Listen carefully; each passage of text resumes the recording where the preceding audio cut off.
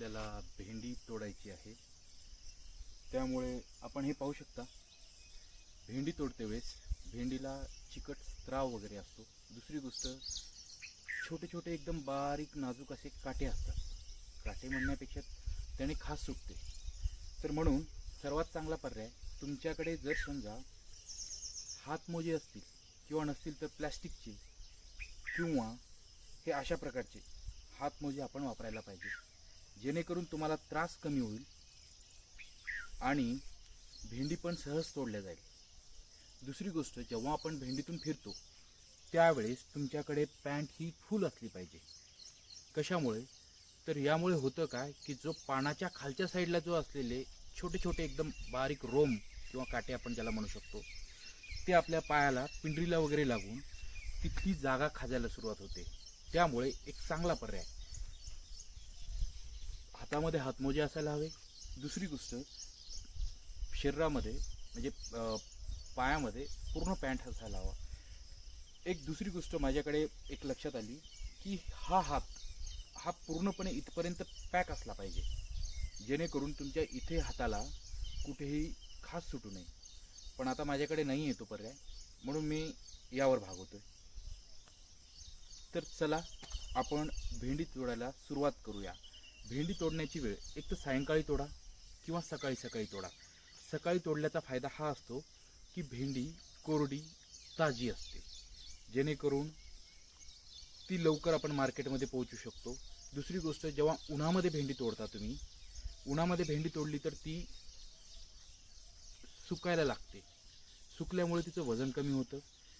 आणि दुसरी, मला हे पण एक सांगायचं आहे की भेंडीमध्ये पाणी कधीच ओतायचं नाही, ती भेंडी शिजल्यासारखी होते। मी एकदा ट्राय करून पाहिलं, मागच्या वेळेस जेव्हा भेंडी घेऊन गेलो होतो त्यावेळेस म्हटलं, आम्ही जसं ढेमसाला वगैरे करायचो की ताजी राहतात, पूर्ण वजन जास्त वाढतं, पण मी भेंडीमध्ये टाकून पाहिलं तर भेंडी अशी शिजल्यासारखी झाली होती। त्यामुळे ती चूक कधीच करू नका। तर मित्रहो, शेतकरी मित्रांनो, आता आपण जाऊया भेंडीकडे, थेट भेंडी तोडून घेऊया।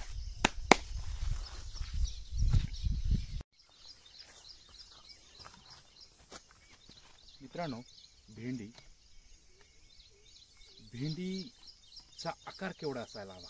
जेव्हा आपण भेंडीची छाटणी करतो, ओकरा पॉट्स ज्याला इंग्लिशमध्ये म्हणतात, भेंडीची शेंग, तर साधारणपणे भेंडी ही तोडण्याची पद्धत, एक तर तुम्ही त्याला फिरून तोडा किंवा तुम्ही अशा प्रकारे ही भेंडी पाहू शकता।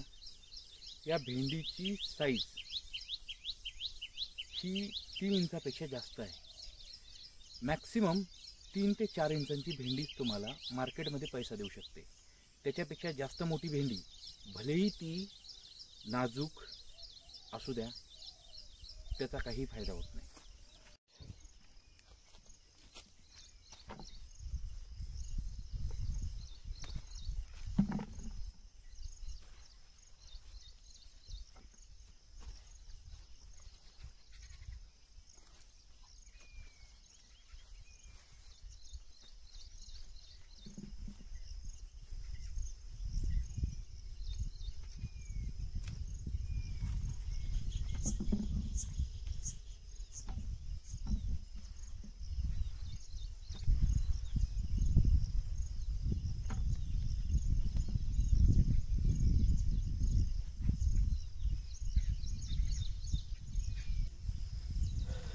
मित्रांनो, आपण हे जाणून घेतलं की भेंडी तोडण्याची वेळ एक तर सकाळी किंवा सायंकाळी।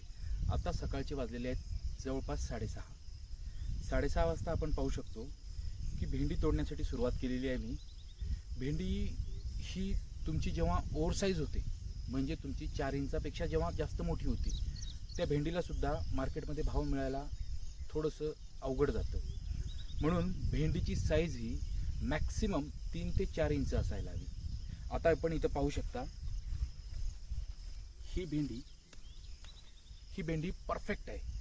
म्हणजे हिची साईज जर आपण पाहिली तर ही 4 इंच, 3 ते 4 इंच आहे। भेंडी वाकडी व्हायला लागली म्हणजे याच्यावर सुद्धा रोग यायला लागलेत। भेंडी ही सरळ नेहमी अशा प्रकारची असायला हवी, जी 4 इंचापर्यंत वाढलेली असायला पाहिजे। त्याच्यावर कोणत्याही प्रकारचा डंख किंवा कोणत्याही प्रकारची आई नसली लागली पाहिजे, तेव्हाच मार्केटमध्ये तुम्हाला भाव मिळतो. सध्या मला मार्केटमध्ये 30 ते 35 रुपये किलो या हिशोबानुसार माझी भेंडी जात आहे.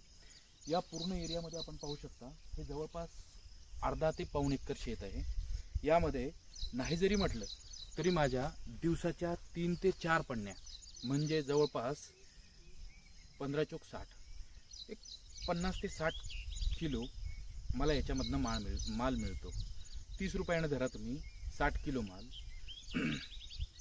तरीही 1800 रुपयाला मला एका दिवसाचे दुसऱ्या दिवशी, म्हणजे ही तोडणी प्रत्येक दिवशी नाही करायची, जेणेकरून तुम्हाला माल भरपूर आणि थोडासा मोठ्या साईजमध्ये भेटला पाहिजे.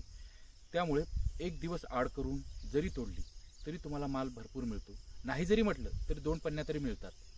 तर मी काय म्हणतोय, ही साईज परफेक्ट आहे. आता ही ओव्हरग्रोन आहे, म्हणजे ही साईज खूप मोठी आहे. मार्केटमध्ये याला काढून टाकतात. भलेही